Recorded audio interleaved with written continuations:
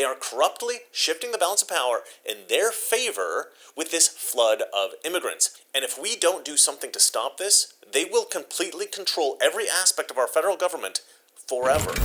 The Biden administration's human trafficking operation. MrReagan. I've said it before and I'll say it again. The left has a monopoly on cool design, and I want to design some cool stuff for our side. So I designed what I'm calling my Trump collection. It's 6 original designs, 1, 2, 3, 4, 5, 6, plus a repurposed ad from Ronald Reagan in the 1980s, which I thought was very cool. If you like this stuff, buy some of it. If not, you know what? Just get a MrReagan shirt or an America First mug, maybe one of those Trump mugshot mugs. He is America's most wanted. All right, enough of that. Let's get on with the business of saving the world. So the Biden administration is secretly flying illegals into America, and I'm going to explain why. This comes from a report by Todd Bensman of the Center for Immigration Studies, and this is not just a bombshell story. This is like a nuke. This story is huge. Why? Because the Biden administration is breaking the law. And the reasons why they're breaking the law makes it even worse. This administration is trying to reduce the numbers of illegal immigrants crossing through the southern border by flying them in. And this isn't just about hiding the numbers at the border, although I think that is a big part of it. This is about shifting the balance of power in Washington, D.C. And the Democrats have devised the most sinister, destructive, and evil exercise in political gamesmanship I have ever seen. They are corruptly shifting the balance of power in their favor with this flood of immigrants. And if we don't do something to stop this, they will completely control every aspect of our federal government forever. This is literally an existential threat to America. This is not just like the leftists' demagoguery about January 6th, about extreme MAGA Republicans. No. This is an actual existential threat to the Republic. I will explain all of this in one moment. First, of course, I have to sell you something. You'd have to be living under a rock not to have heard that gold has been hitting record highs. That is quite an achievement since gold has been used as money for thousands of years. I'm going to add to Bitcoin gold. Gold's had a tremendous move here. I think might have been off today, but it's had a tremendous move. But why is it surging in 2024? Gold thrives when everything else looks shaky, like the dollar, the national debt, overpriced markets, the cost of living, global wars, and an election that will determine whether America makes a comeback or fades into broken border bureaucratic obscurity. Is gold still a hedge against inflation? I think you could argue yes. Gold has traditionally been looked at as something Bitcoin. to diversify your portfolio. Own a little bit of gold. And now Priority Gold wants to help you hedge the markets, the swamp, the squad, the Fed, the woke mob, and the Washington insiders who want to destroy your savings. Call 469-405-4140 to learn about gold and get up to $2,500 in free silver, which CNBC suggests may have a bigger upside than gold. You can also text MrReagan to that same number, 469-405-4140, for a free gold report, and again, up to $2,500 in free silver. Don't wait on this. Barron says gold continues to climb. The Wall Street Journal sees more green lights for gold, and the Asia Times says investors are now buying gold as insurance because the likelihood of a black swan event is rising. Look, you can do nothing and hope for the best. We saw how that worked out last time around, or you can protect yourself from Joe Biden's dangerous new world. Call 469-405-4140, or you can text that same number, MrReagan, MrReagan, all one word, 469-405-4140. Call them right now. These guys are going to tell you how to hedge with gold, and you can get up to $2,500 in free silver. All right, so a bunch of different outlets posted stories about this. I'm going to read the one from Zero Hedge. I like Zero Hedge, so I'm going to read this one.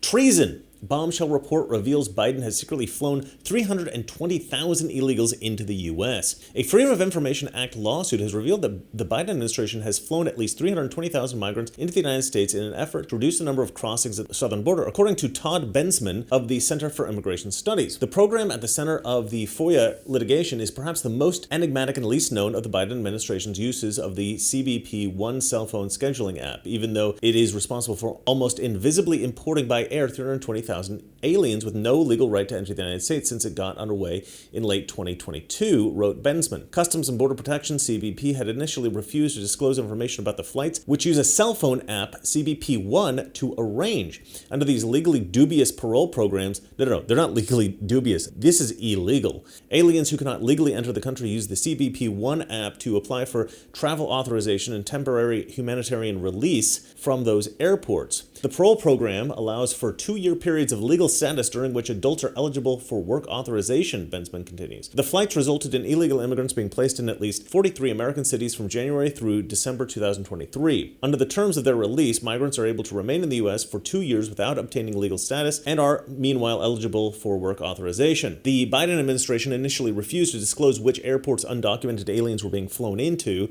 citing a law enforcement exception. New information reveals that the government thought bad actors might pose a safety risk or create law enforcement opportunities, with CBP lawyers writing that revealing the specific airports would, quote, reveal information about the relative number of individuals arriving and thus resources expended at particular airports, close quote. Yeah, there was no concern about bad actors posing a safety risk. That's just ridiculous. In response to the CIS report, Elon Musk wrote on X, "Treason indeed. Ushering in vast numbers of illegals is why Secretary Mayorkas was impeached by the House," adding, "They are importing voters. This is why groups on the far left fight so hard to stop voter ID requirements under the absurd guise of protecting the right to vote." 100% true. Musk also suggested that the national security threat posed by the program makes it highly probable that the groundwork is being laid for something far worse than 9/11. This is a theory that I posed on my show quite some time ago. Meanwhile, in 2022, it was revealed that the Biden administration was flying illegal immigrants all over the U.S. on red-eye flights, according to the New York Post. The New York Post is damn good, aren't they?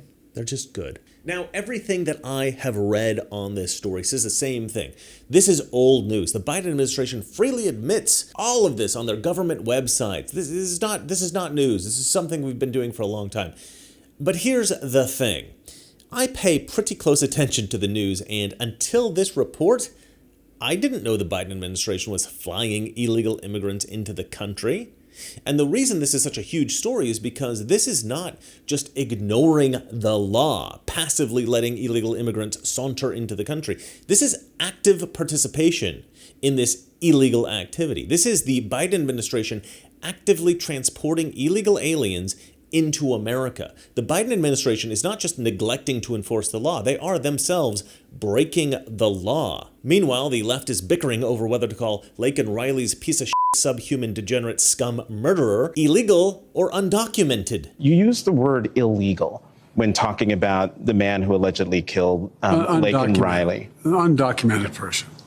And I shouldn't have used illegal. It's undocumented. And look, I'm not going to treat any of these people with disrespect. It almost seems unbelievable that the left would do this to our country.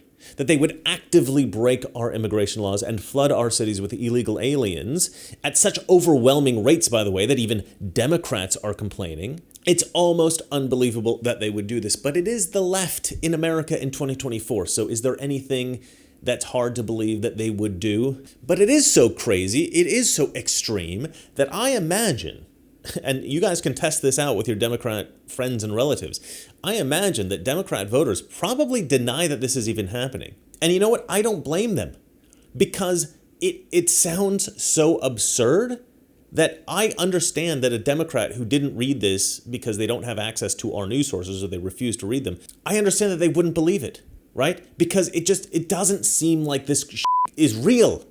This doesn't seem like it could possibly be real, but it is. But why? Why actively try to destroy the country in this way? Now, the reason that we often cite on the right for this flood of immigrants is the future Democrat voters that illegal immigration promises. In 20 years, there will be a massive new generation, the children of immigrants with birthright citizenship who will reliably vote Democrat. And then a lot of people also believe that they use these illegal immigrants to rig elections. On that point, I'm not going to say anything because there is a much more sinister reason that all of this is happening. A much more corrupt reason. This flood of immigrants actually has an immediate impact on the balance of power in DC. And this is because of the idiotic way in which we count our population. We do not distinguish between immigrant and citizen. And then we allocate congressional seats and electoral votes based on population, the population counted in that census. And so some dickhead in the Democrat Party figured out that they could artificially inflate the populations of Democrat regions if they flood the country with illegal aliens. This is honestly the most sinister, destructive, and evil political gamesmanship I have ever seen in my 44 years of life.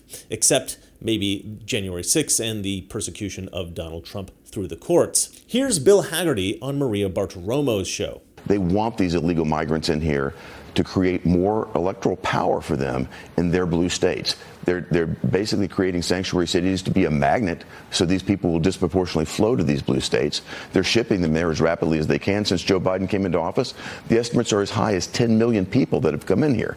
That would be 13 extra congressional districts if you allocated them the right way. This is a tremendous amount of power that the Democrats are bringing in. They're giving their voters, the blue state voters, disproportionately more power than they are giving my voters in Tennessee. Elon Musk posted this video on X and he commented, more presidential and House of Representatives electoral votes will be assigned to the new illegals Biden has let in than the population of 40 states. Let that sink in. Neglecting to distinguish citizens and non-citizens in the U.S. Census absolutely needs to be revisited by the Supreme Court, and this has to be done before the next census is taken, or else we are all well and truly f***ed. Yes, f***ed. I use that word, both for the comedic nature of the word not being entirely appropriate for this show, but also because it best captures, I think, the full gravity of this situation.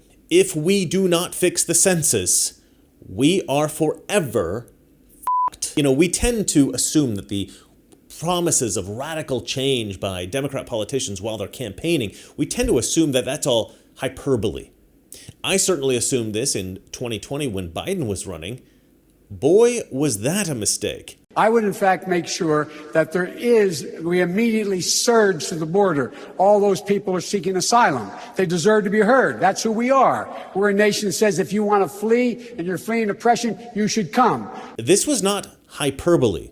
We can no longer assume Democrats are pandering to the radical extreme of their party when they make promises like this. We now know when they promise crazy shit, believe them. My brother called me the other day and he offered up some concern about the 2024 election, concern that I haven't heard anywhere else. He said that many of the Christian conservatives that he knows are no longer that motivated to vote in 2024. Their primary motivation for voting back in 2016 was the repeal of Roe versus Wade. Now that Trump has accomplished this, they have no more reason to engage in politics. This is a terrible mistake. November 5th is the most important day, in my opinion, in the history of our country. If we don't win this election, if we don't win it, we are going to, I think, possibly cease to be a country. I think it's going to be just some really horrible things. November 5th, you have to get out and vote. And we have to do it. We will swamp them. If we swamp them, they can't cheat. You know, if you swamp them, I don't know if you know this, Sebastian, there's a level at which they can't cheat. Now, we have great people watching. Michael Watley's going to be fantastic. He did a great job in North Carolina, etc. But you got to get out and you got to vote. And it sounds like a long time away, but it's not. It's going to be upon us very fast. We have to win this election. We have to swamp them. We have to just swamp them and win this election, and we're going to make America great again. It'll happen, and it'll happen much faster than people think. I know as Christians that we want to love our neighbor, that we want to help those in need. And this is a natural impulse to want to help these poor foreigners. And that's a wonderful thing, but this is not the way to help them. Some people say that mass immigration into the United States can help reduce world poverty. Is that true? Well, no, it's not. This gumball represents the 1 million legal immigrants that the United States has taken every year on average since 1990. Now, who in the world deserves our humanitarian compassion? The World Bank has one measure of the desperately poor of the world. They make less than $2 a day. And how many people make less than $2 a day in the world? Well, let's start with Africa. In Africa alone, there are 650 million people who make less than $2 a day. 650 million. And in India, another 890 million people. China adds another 480 million people. And unfortunately, the rest of Asia has a heartbreaking 810 million people. And finally, there's 105 million of Latin America's population that are desperately poor. All told, the World Bank says there are 3 billion people in the world. 3 billion people who are desperately poor, making less than $2 a day. That's 3,000 gumballs. And every year, we take 1 million and suggest that we've somehow made a humanitarian difference. Of course, We don't pull our immigrants from these desperately poor populations, do we? These people are too poor, too sick, too disconnected to make it here as immigrants. We tend to pull our immigrants out of the better off poor. And so what is it that the elites are telling us? They're telling us that when we take this 1 million immigrants, that we somehow or another are tackling world poverty. And we have to do it regardless of the effect on our unemployed, the working poor, the most vulnerable members of our society, regardless of the effect on our natural resources. Even if we went by the most radical proposals in Washington, which are to actually double our immigration to 2 million a year, which would totally overwhelm our physical, natural, and social infrastructures, we couldn't make a noticeable difference. And we may be really hurting the impoverished people of the world, because the million that we do take are among the most energetic, often the better educated, certainly the most dissatisfied people that if they did not immigrate would be the agents for change to improve the lot of all the people in these countries.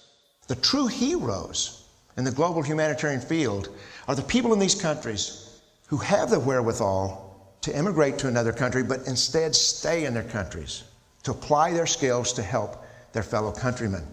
Unfortunately, our immigration system tends to entice these very type of people to abandon their countrymen. The impossibility of making even a dent is actually worse than it looks here. Last year, when we took 1 million immigrants, these countries added, births over deaths, 80 million more people into the impoverished populations. And this year, Congress is bringing in 1 million legal immigrants. And this year, according to the United Nations, these countries are expected to add another 80 million people. And next year, you can be quite sure that Congress will bring in another 1 million immigrants. And these countries, unfortunately, will be adding another 80 million people into these impoverished nations. We could take 5 million a year, but we'd never get ahead of what's happening in these countries. Not in this century. Immigration can never be an effective or significant way to deal with the suffering people of the world. The only place that 99.9% of these people can be helped is where they live. Let's help them there. All right, well, that's it from me. Now go buy all my overpriced stuff on Teespring. Like I said, I've got some really great new t-shirts and mugs that I am really proud of. So go take a look at all of that. Or just send me money via a super thanks here on YouTube so we can keep trying to save the world. These videos aren't always great, but every once in a while, I produce a gem. All right, thanks for watching. And remember, it's not that all liberal friends are ignorant. It's just they know so much that is not so. Good night. We're at war with the most dangerous enemy that has ever faced mankind in his long climb from the swamp to the stars. And it's been said if we lose that war, and in so doing lose this way of freedom of ours, history will record with the greatest astonishment that those who had the most to lose did the least to prevent its happening.